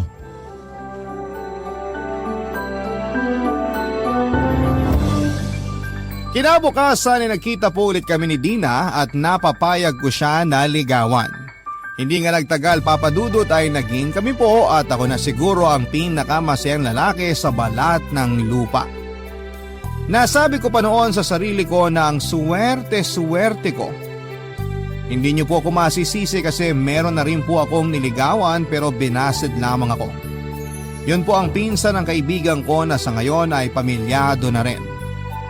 Mahal na mahal ko po si Dina, Papa Dudut, at para sa akin ay siya ng babaeng pakakasalan ko balang araw. Bubuo kami ng sariling pamilya at magkakasama pa rin sa pagtanda. Kaya lang hanggang pangarap na lang yon dahil tulad ng ibang magkarelasyon ay dumanas din po kami sa pagsubok ni Dina. Kaibahan lang ay hindi namin yon nalagpasan ng magkasama. Ang sinasabi ko po ay nang mapansin ko na nawawala na siya ng oras sa akin. Hindi naman po ako demanding na boyfriend at hindi rin ako palaaway.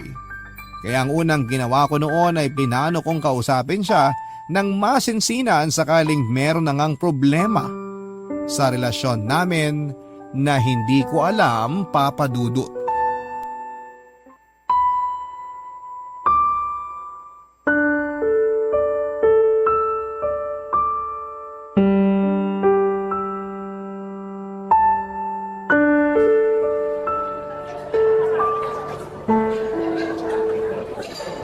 Dina, ba't kanino pa ako hindi kinakausap?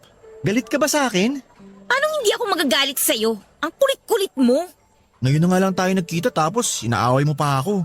Pwede ba? Huwag kang magpaawa dyan hindi bagay sa'yo. Ay, ano ba kasing problema natin? Bakit iritang-irita ka na niyaya kita makipag-date ngayon? Mukhang napilitan ka lang yata na sumama eh. Hindi ba obvious?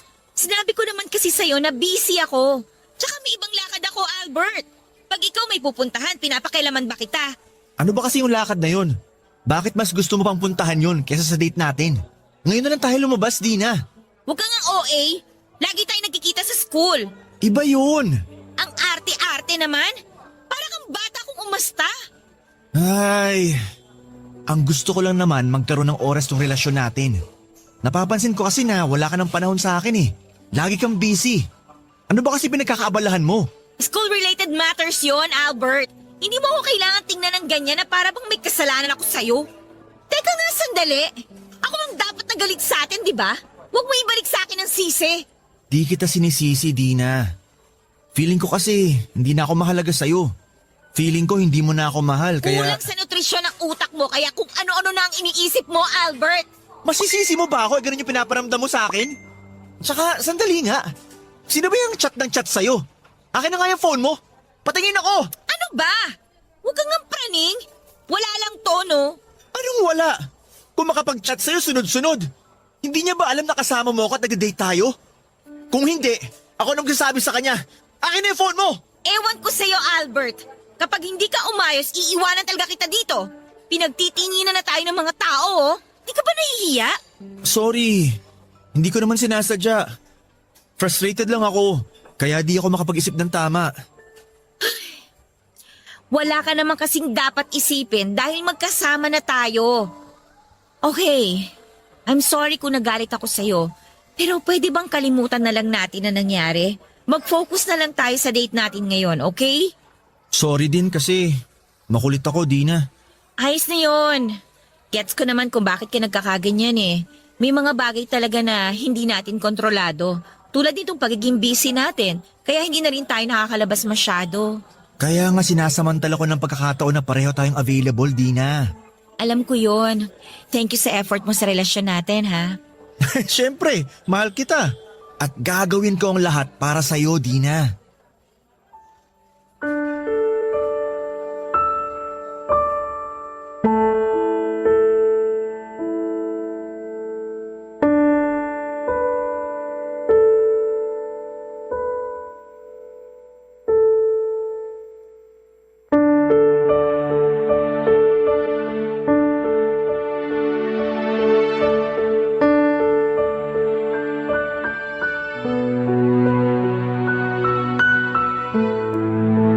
Papa Dudut, hindi po ako kumbinsido sa sinasabi ni Dina na hindi tungkol sa ibang bagay ang dahilan kung bakit lagi siyang busy pero wala akong nagawa noon dahil ayokong mauwi sa matinding pagtatalo ang usapan namin, Papa Dudut.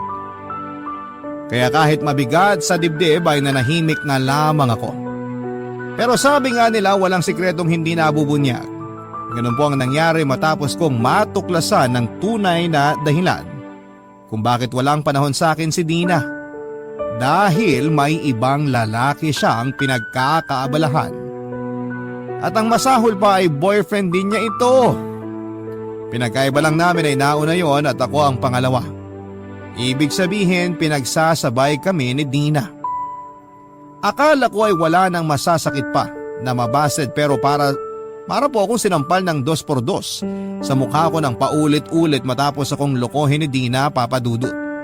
Pero sa kabila ng lahat, humingi pa rin ako ng paliwanag sa kanya at tinawagan ko pa siya noon pero yung boyfriend niya ang nakasagot. Pinamukha lang niya sa akin, Papa Dudut, kung saan ako lulugar. Doon ko tinanggap na talo na ako. Na hindi na dapat ako maghabol dahil halata naman kung sino ang mas mahal niya sa aming dalawa. At kahit na nasasaktan ay pinilit ko pong makapag-move on, Papa Dudut. At hindi ko na po sinubukang manligaw at magmahal muli. Tinanggap ko na lang, Papa Dudut, sa sarili ko na wala ng pag-asa para sa akin ang maging maligaya dahil malas ako sa pag-ibig. May sekreto po akong aaminin. Noong 7 taong gulang ako ay nakaramdam na ako ng kakaiba sa yaya kong si Rona. Maganda po kasi siya, morena at may katawang makurba. Sa edad niyang 30 years old ay mukha pa rin siyang bata at isang araw ay pinapatulog po ako ni Rona noong tanghali pero hindi ako dalawin ng antok tapos ay nakita ko na lamang na nakaidlip na siya. Doon ko siya tinitigan ng husto at nakaramdam ako ng pagnanasa na halikan siya. Pero pinigilan ko po ang sarili ko dahil alam kong mali yun. Nang lumaki na ako ay nadala ko po yung ugaling yon kaya madalas akong magkagusto sa matanda sa akin.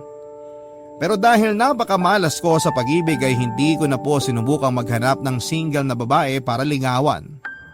Pagod na kasi ako. Pero puputi na lang siguro ang uwak, hindi na yon mangyayari. Hanggang sa isang beses ay nakapanood ako sa internet ng mga video ng mga lalaki na kung tawagin ay other guy. Sila po yung kumakabit sa may mga asawa o karelasyon na. Karamihan sa kanila intensyonal ang pakikiapid. At mukha naman silang masaya kaya naisip ko na bakit hindi ko subukan yon. Hindi nga nagtagal ay nakilala ko si Rochelle via Facebook. Sobrang ganda po niya, Papa Dudut. Para siyang si Marian Rivera. Pagkatapos ko siyang i-add ay nag-message na po ako sa kanya at nakipag-video call ako, Papa Dudut.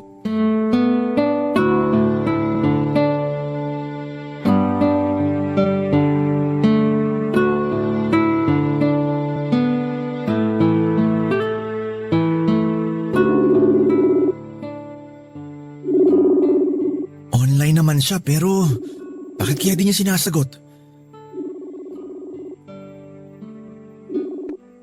Yun! Sinagot din! Hi Rochelle! Grabe! Parang araw-araw lalo kang gumaganda. Hi Albert! Nakita kong nilalike mo yung mga pictures ko at ang dami mo ring chat sa akin. Oo. Sorry kasi gusto lang talaga kitang makausap.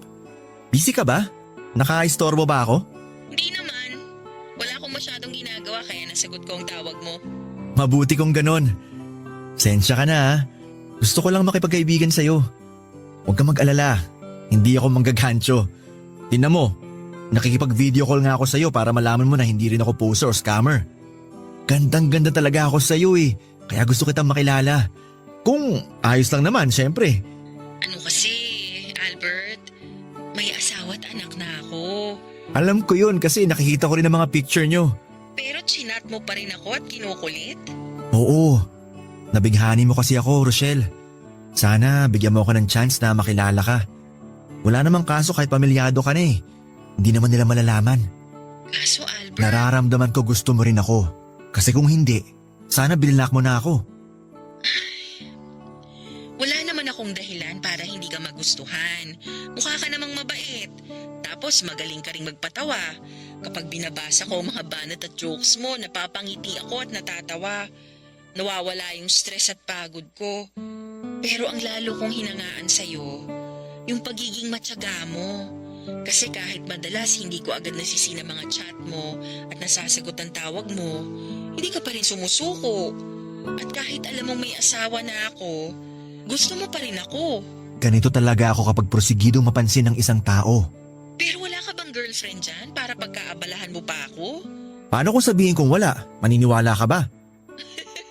Talaga lang ah. Baka mamaya meron na tapos gusto mo lang mag-cheat sa kanya. Uy, loyalista ako no? Kung meron man, hindi ko yung gagawin. Kaso wala nga. Okay, sige. Naniniwala na ako. Kaso nag-aalangan pa rin ako sa gusto mong mangyari eh. Kahit na magkalayo tayo, may asawa pa rin ako, Albert. Paano kung mahuli niya tayo? Hindi yun mangyayari dahil mag-iingat tayo, Rochelle. Sige na, pumayag ka nang makipag-LDR sa akin. Hindi naman ako demanding na boyfriend. Maiintindihan ko kung mas marami man ang oras na igugugol mo sa mag-ama mo. Ewan ko. Hindi pa rin ako sigurado. Saka anong assurance ko na mapagkakatiwalaan kita?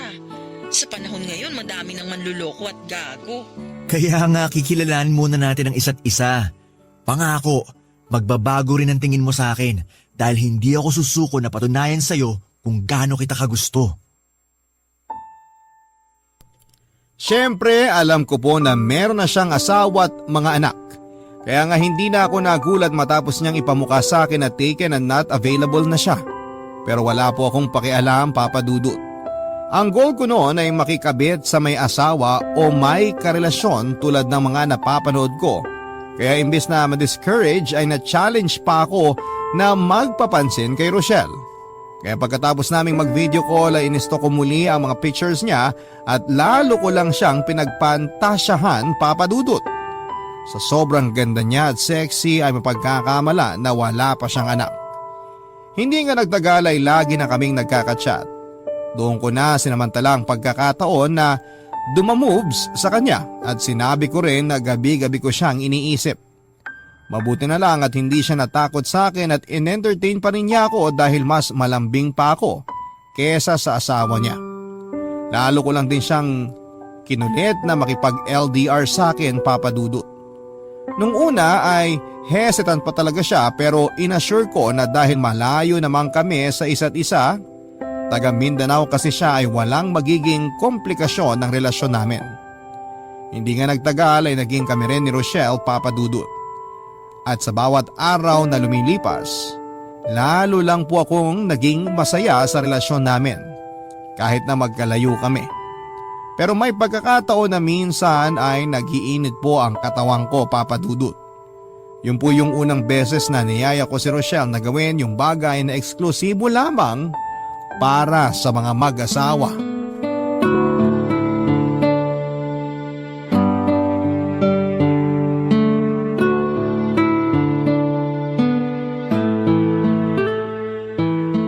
Albert, bakit kanina ka pa tawag ng tawag?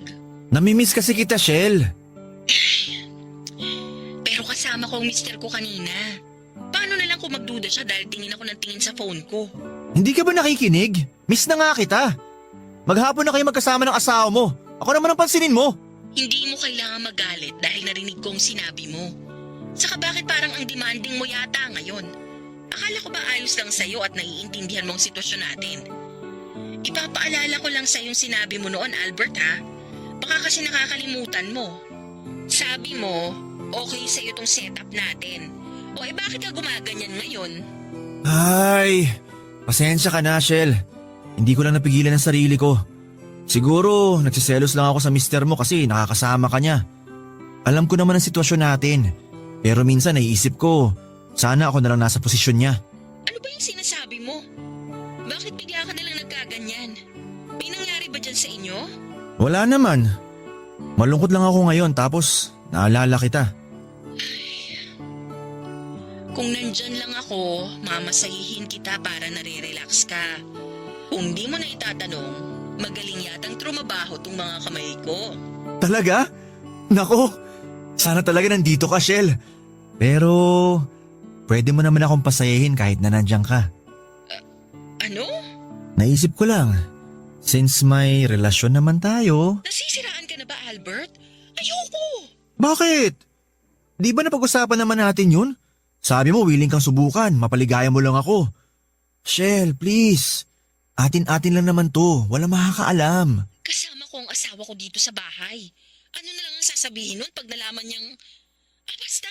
Eh di pumunta ka sa CR. O di kaya, hinaan mo lang boses mo. Sige na, pumayag ka na. Promise, magugustuhan mo rin pagkatapos natin. Albert naman. Please? Kahit ngayon lang. Pero hindi ko alam kung paano gawin yun. Wala akong experience sa ganun. Huwag kang mag-alala. Basta sundin mo lang ipapagawa ko. Magtiwala ka sa akin. Ano? Pumapayag ka na ba? O sige, pero mamaya na lang kapag tulog ng asawa at anak ko. Salamat, Shen! O sige na, ibababa ko na muna. Hinahanap na ako ng asawa ko. Puntahan ko lang dun, baka magduda na yon. Okay. Pero sa akin ka mamaya, ah. Pagkatapos po namin gawin ang bagay na yon ni Rochelle ay sobrang saya po ng kalooban ko, Papa Dudut. Sa katunayan, ang sarap ng tulog ko ng gabing yon. At pakiramdam ko ay para akong sanggol na hinihele sa duyan. Alam ko na mali, marumi at makasalanan ang ginawa naming yon. Pero hindi ko na po inisip ang sasabihin ng iba dahil satisfied po ako sa nangyari sa amin. Hanggang sa ang isang beses na yon ay nasundan pa nga ng isa pang beses, Papa Dudut.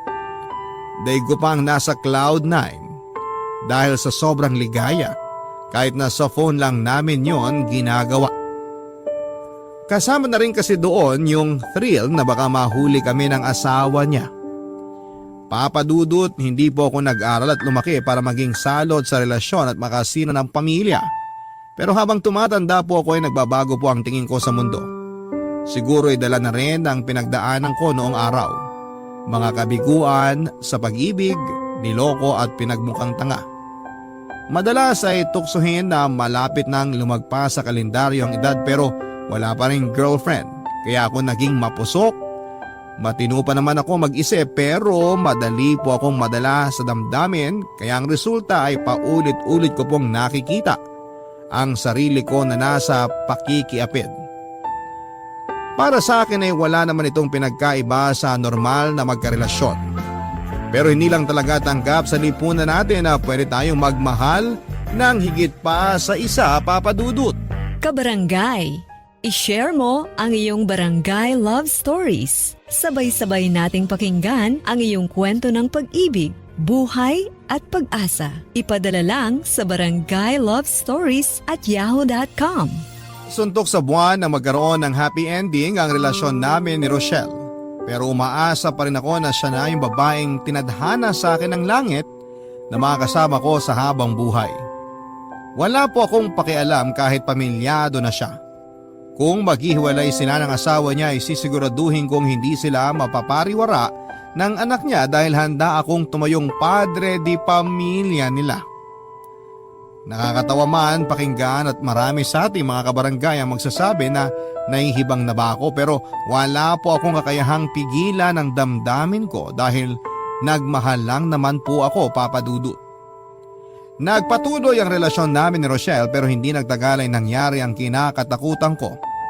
Napansin ko na lamang po kasi na may kakaiba sa pakikitungo niya sa akin.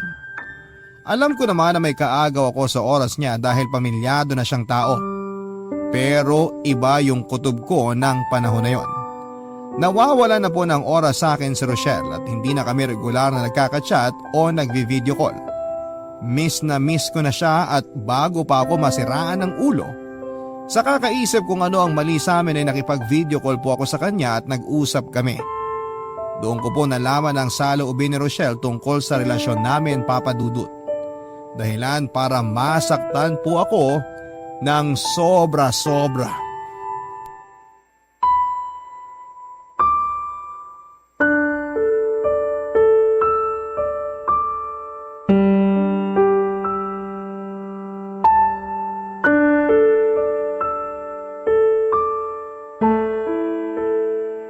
Shell, bakit ilang araw mo nang hindi sinasagot ang call ko? Sinisin mo lang din ang mga chat ko. Albert, magkasama kami ng asawa ko. Naliligo lang siya ngayon. Wala akong pakialam. Lagi na lang kayong magkasama. Paano naman ako, Rochelle? Teka, bakit bihis na bihis ka yata? Saan ang punta mo? Aalis kami ng asawa at anak ko. Kakain kami sa labas. Magse-celebrate dahil anniversary din namin. Please lang, Albert, huwag kang manggulo. At ako ba talagang panggulo sa pamilya mo? Wow! Shell, baka nakakalimutan mo. May responsibilidad ka sa akin dahil boyfriend mo ako. Ano bang sinasabi mo? Baka ikaw ang nakakalimot sa ating dalawa kung ano lang at hanggang saan lang ang meron tayo. Saka huwag kang umasa na parang pagmamayari mo ko, Albert. Simulat sa pool, alam mo dapat na hindi tayo magiging seryoso dahil may pamilya na ako. Konting panahon lang naman ang hiling ko sa'yo. Konting atensyon. Mahirap bang ibigay yun? Hindi ko naman nakakalimutan kung saan ang lugar ko sa buhay mo, Shell. Pero sana isipin mo rin na mararamdaman ko. Ewan ko sa'yo, Albert. Kalalaki mong tao pero ang drama-drama mo. Naaalibadbaran ako. Saka huwag kang magpaawa dyan na akala mo aping-api ka. Hindi mo kasi naiintindihan ang pinanggagalingan ko kaya mo nasasabi yan. Sawang-sawa na akong intindihin ka kasi masahol ka pa sa 5 years old. Hindi ka naman bata. Nasa tamang edad ka na. Hindi ka ba napapagod sa setup nating to, Albert? Kasi kung ako ang tatanungin mo, pagod na ako. Anong sinasabi mo? Ayoko na. Tigilan na natin to, please lang. Ang laki-laki na ng kasalanan ko sa mag-ama ko simula nang pumayag akong maging tayo. Natukso ko, oo. Pero gusto ko nang magbagong buhay. Gusto ko nang itamang pagkakamali ko, Albert. Nakikipaghiwalay ka sa akin, ganun ba? Oo. Huwag mo na akong kukontakin dahil ayokong malaman ng asawa ko na may iba akong kinakausap na lalaki. Ayokong maghinala siya at ayokong masira ang pamilya namin. Hindi naman sila naghihinala kaya bakit kailangan mong tapusin ang meron tayo? Mahal kita, Rochelle! I'm sorry pero buo na ang desisyon ko. Kung mahal mo talaga ako, igagalang mo ang gusto kong mangyari. Sorry talaga, Albert. Huwag mo naman gawin sa akin to. Nagmamakaawa ako. Magtitiis ako. Hindi na ako magagalit kapag hindi mo ako kagad kinakausap. Huwag mo na ako iwanan. Parang awa mo na. Sorry talaga pero tapusin na natin ang lahat. Sige na. Kailangan ko na mag-ayos ng sarili dahil baka maghinala pa ang asawa ko. Bye. Shell! Shell! Please! Huwag mo naman gawin sa akin to. Minahal kita ng gusto. Umasa ako! May posibilidad naman talaga na maghiwalay kami at piliin niya ang pamilya niya kesa sa akin. Pero hindi ko naihanda ang sarili ko na magiging ganon lang kadali kay Rochelle na itapon ang lahat ng meron kami. At hindi ko rin kasi akalain na mahuhulog ako sa kanya ng husto. Bagay na pinagsisihan ko, Papa Dudut. Hindi po yun ang unang beses na nasaktan ako pero yung pakiramdam ay para bang bago sa akin. Kumbaga sa isdang bagong huli ay sariwa at nanunuot yung kirot ng patalim na nakatarak sa puso ko dahil sa pakikipagkalasakin ni Rochelle. Hindi ko siya sinisisi kung mas piliin niya ang pamilya niya. Sinulang ba ako sa buhay niya, hindi ba? Kaya nga kahit masakit, kahit mahirap lunukin ay nagparaya ako, Papa Dudut. Iginalang ko ang desisyon niya at pinilit ko ang sarili kong mag-move on at siguro ay napagod na lang akong maging desperado. Kaya naman pinakawalan ko na lang siya at inayaang maging masaya kahit na ako ay nagdudusa. Awang-awa po ako sa sarili ko, Papa Dudut, pero wala naman akong magawa para pigilan yung sakit. Naitatanong ko noon sa Diyos na parusa ko ba na habang buhay maging miserable sa pag-ibig dahil makasalanan akong tao. Kung oo, walang saysay din na magbago ako dahil paulit-ulit lang akong kakarmahin.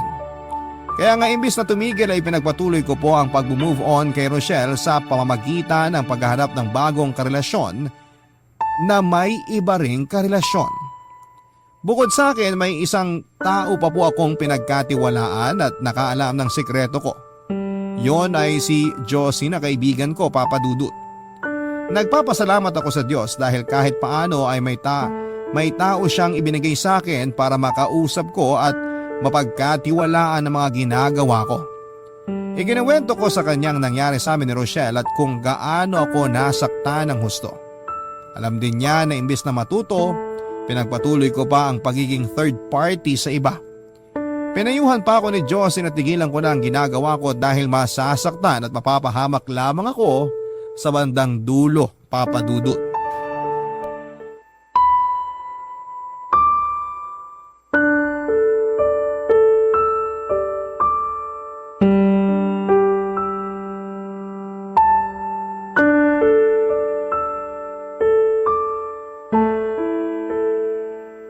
ko na pwede ka na namang masaktan ng husto sa dulo pero ginagawa mo pa rin. Ewan ko ba naman sa'yo, Albert? Kailan ka ba matututo? Hindi ko alam kung kailan, Josie. O kung matututo pa ba ako tulad ng sinasabi mo. Kung malalaman lang ng ibang tao tong pinaggagawa mo, sigurado madidisappoint sila sa'yo. Aware ka na masama makipagrelasyon sa taken na pero ginagawa mo pa rin. Hindi ka ba nakukonsensya dahil nakakasira ka ng pagsasama? Bakit ako makukonsensya? Yung mga babaeng pumapayag na makipagrelasyon sa akin, bakit? Sila ba nakonsensya habang iniiputin nila mga boyfriend nila? Hindi ganun ang punto ko. Oo, nakakainis yun at unfair sa mga karelasyon nila na tapat at mahal na mahal sila. Pero hindi lang silang may kasalanan. Kasama ka rin. Naikukwento mo sa akin kung paano mo sila i-pursue. Kaya napapapayag mo silang makipagrelasyon sa'yo. Sa'yo palang may mali na talaga kasi ba't kailangan mong gawin yun? Hindi ka ba pwedeng humanap ng single o walang sabi tapos yun ang ligawan mo? Ginawa ko na yun dati pero nasaktan lang ako. At sa pagiging third party mo, hindi ka ba nasasaktan?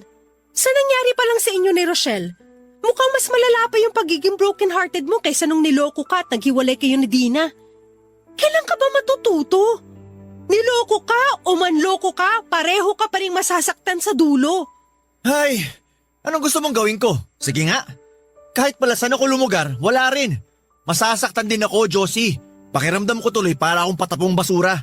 O kaya parang bola na pinagpapasapasahan. Gusto ko lang naman magmahal at mahalin.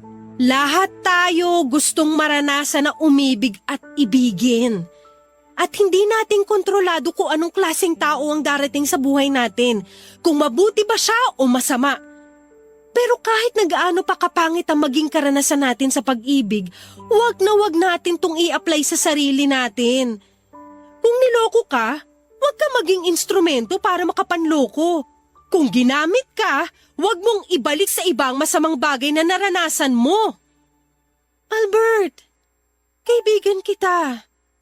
At bilang kaibigan mo, gusto kong mapabuti ka. Alam ko hindi habang buhay nasa ganitong setup ka. Napangangatawanan mo na talaga ang pagiging third party hanggang pagtanda mo.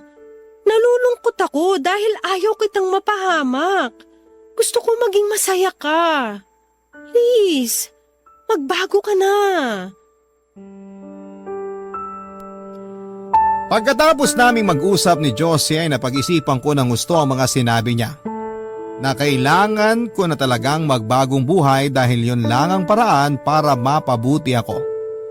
Aminado ako na nahihiya ako sa sarili ko dahil sa pinaggagawa ko. Pero paano nga ba tumigil sa gawain na kinasanayan ko na? Na kahit panandalian ay napapasaya ako ng pagnanasa kong ito. Kung pwede lang sanang isang araw ay gumising ako na nakapagbagong buhay na ako, mas magiging madali sa akin ang lahat. Pero dahil walang ganon sa tunay na buhay, imbis na sundin ang sinabi ni Josie na magbago na ako ay ipinagpatuloy ko pa rin ng pakikiapid ko, Papa Dudut. Sa kasalukuyan ay nasa third party setup pa rin po ako, Papa Dudut. Sinusubukan ko na wag masyadong ma-fall para hindi ako masaktan ng husto. Alam ko na kabaliwan dahil walang assurance na hindi ako mapapahamak pero ewan ko ba. Wala na po yata akong pag-asa para ako mawala pa sa sitwasyong ito. O kung meron man ay malaking palaisipan sa akin kung papaano. Siguro ay pride na rin na may kasamang pagpapanggap dahil kahit alam ko na mali ay pinipilit ko pa rin na gawing tama. Sana po ay mapayuhan po ninyo ako sa aking pinagdaraanan para magbago ang pananaw ko sa pakikipagrelasyon. Maraming salamat po, Papa Dudut, sakaling mapili po ninyong itampok ang kwento ko sa Barangay Love Stories. Palagi po kayong sinusuportahan namin dahil magaganda at nakapagbibigay ng aral sa buhay ang inyong programa. Ang inyo pong kapuso at kabarangay forever, Albert. Ang buhay ay mahiwaga, laging may lungkot at saya. Sa Papa Dudut Stories, laging may karamay ka. Mga problemang kaibigan, dito ay pakikinggan ka. Sa Papa Dudut Stories, kami ay iyong kasama. Dito sa Papa Dudut Stories, ikaw ay hindi nag-iisa.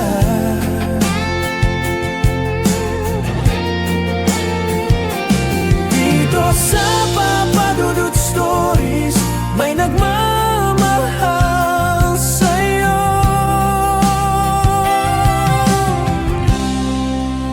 Papa Dudut Stories, Papa Dudut Stories, Papa Dudut Stories.